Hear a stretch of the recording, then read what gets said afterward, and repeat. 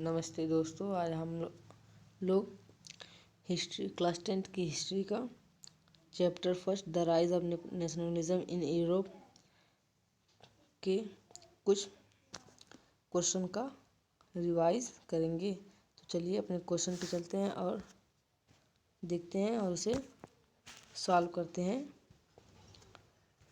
तो पहला क्वेश्चन है study the picture and answer the question that follows. इस पिक्चर को देखकर, ये है पिक्चर, इस पिक्चर को स्टडी करना है और आंसर देना है जो नीचे दिया गया है। जो पहला आंसर है हमारा क्वेश्चन है पहला, why was the Young Europe form. Young Europe क्यों फॉर्म हुआ। Young Europe was an underground secret society of the revolutionary form to struggle for freedom. Young Europe form हुआ फ्रीडम के लिए, जो लड़ाई लड़ रहे थे उसके लिए, फ्रीडम के लिए स्ट्रगल कर रहे थे, उसके लिए यंग यूरोप फॉर्म हुआ।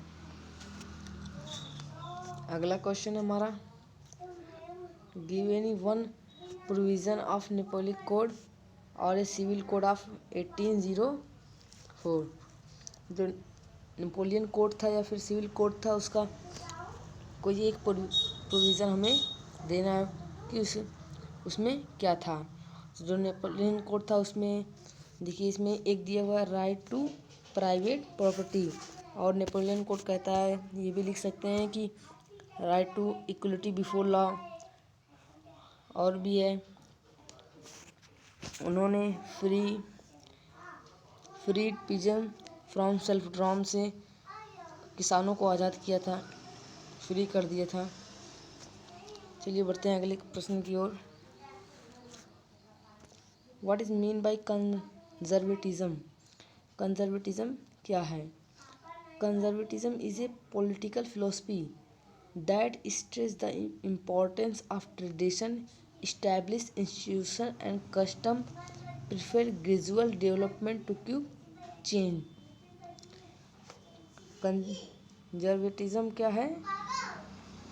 एक ऐसी राजनीतिक सोच है जो कि हमें हमारा ट्रेडिशन है उसका महत्व बताता है, और जो हमारी इंस्टीट्यूशन कस्टम्स है उसे लाता है, और जल्द ही डेवलपमेंट की बात करता है, जल्द ही डेवलपमेंट को प्रीफर करता है।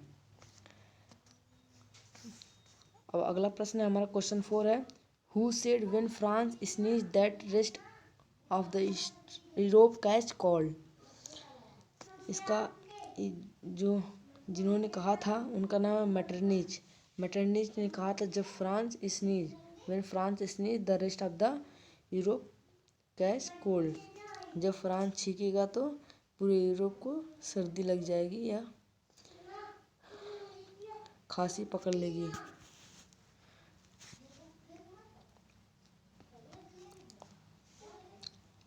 जब व्हाट हैपेंड इन सिलेशिया इन 1855 में, 1845 में 45 में जो सिलेशिया था उसमें 1845 में जो वीवर्स थे led a revolt against the contractor के खिलाफ, उन्होंने एक रिवॉल्ट खड़ा कर दिया था, जो कि सप्लाई कर रहा था रॉ मटेरियल और दे रहा था ऑर्डर फॉर फिनिश करने के लिए गुड्स को, सामानों को फिनिश करने के लिए, क्योंकि they drastically reduce their payment. वह ड्रास्टिकली उनकी पेमेंट को घटा रहा था। Who was the William first. William first कौन थे। जो विलियम फर्स्ट थे वह था proclaim as German empire in January 1871। जब जर्मन का यूनिफिकेशन हुआ उस समय विलियम फर्स्ट वहाँ के प्रोक्लेम के रूप में जर्मन का एम्पायर बने थे। चलते हैं अगले प्रश्न की ओर। इन 1840 N arm rebellion against Russian rule took place which was ultimately crushed. 1831 में ये क्या कह रहा है, पर इसको ध्यान से देखिएगा। यहाँ पर देखिए डायरेक्शन हमें दिया हुआ कि correct the following statement and rewrite. हमें इस जो स्टेटमेंट लिखा है इसको हमें सही लिखना है। देखते हैं जो लिखा हुआ हमारा कि ये 1840 लिखा है, लेकिन जो arm rebellion against Russian rule take place ये 1831 में लिया था। ये गलत है, 1840 गलत है, ये सही है। चलते हैं अगली प्रश्न की ओर। The Habsburg ruler granted more autonomy to the Russians in 1876 से 1867। तो जो कह रहे जो हैब्सबर्ग रूलर थे granted more autonomy to the Russians. Habsburg ruler granted more autonomy to the Hungarians not Russians. यहाँ पर रशियंस क्या है, गलत है। जो हैब्सबर्ग रूलर थे और वो हंगरियन ऑटोनॉमी से ग्रांटेड थे ज़्यादा, रशियन से गलत है। अगला देखते हैं। Right the correct sequence. The Vienna peace settle is sign, Napoleon invades Italy, unification of Italy, Greek struggle for independence. जो ग्रीक स्ट्रगल था वो हुआ था ना 1821 में हुआ था, ठीक है।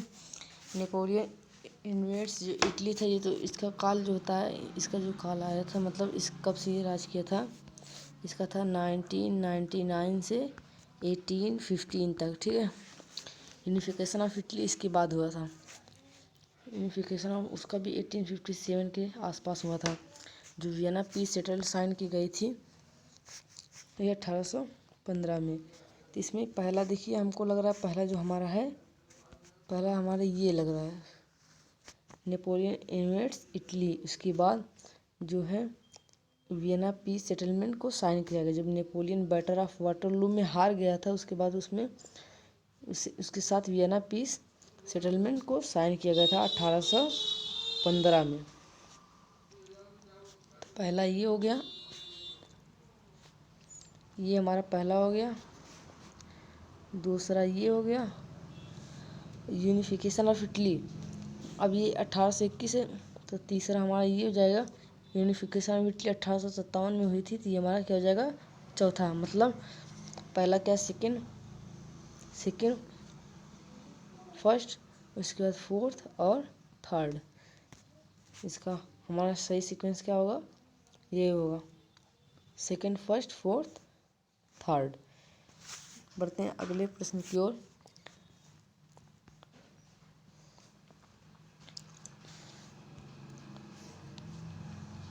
John Gottfried Herder claimed that true German culture was to be discovered among the common people।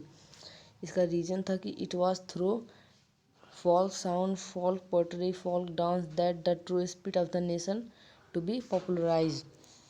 इसमें जो दिया हुआ है इसमें क्या है, जो जॉन्स गॉटरबर्ग जो ये थे जॉन्स गॉटफ्रीड हर्डर क्लेम कर रहे थे कि जर्मन का जो कल्चर है डिस्कवर होगा पीपल के, आम लोगों के अंदर किया जाएगा। किसी इसका रीजन था कि यही जो है कि फोल्क सॉन्ग थे, फोल्क पोएट्री, फोल्क डांस था। इसमें क्या है, जो बोथ जो ए एंड आर ट्रू हैं और R is the correct explanation of R A, ये सही है इसमें। क्योंकि जो जॉन गॉटरबर्ग ने कहा था, दावा किया था कि German culture was to be discover, मतलब आम लोगों के अंदर जर्मन कल्चर को हमें खोजना है। किसके द्वारा खोजेंगे, इसका रीज़न था कि वो फोल्क सॉन्ग के द्वारा और फोल्क पोएट्री द्वारा और फोल्क डांस के द्वारा ये सही है नेशन में फैलाने के लिए और पॉपुलर को फेमस करने के लिए, यही था इनका जरिए। तो इसमें क्या होगा, ए वाला सही होगा option. Both A R true, R is the correct explanation of the A. आज के लिए बस इतना ही। मिलेंगे अगली वीडियो में। Class 10 nationalism in India.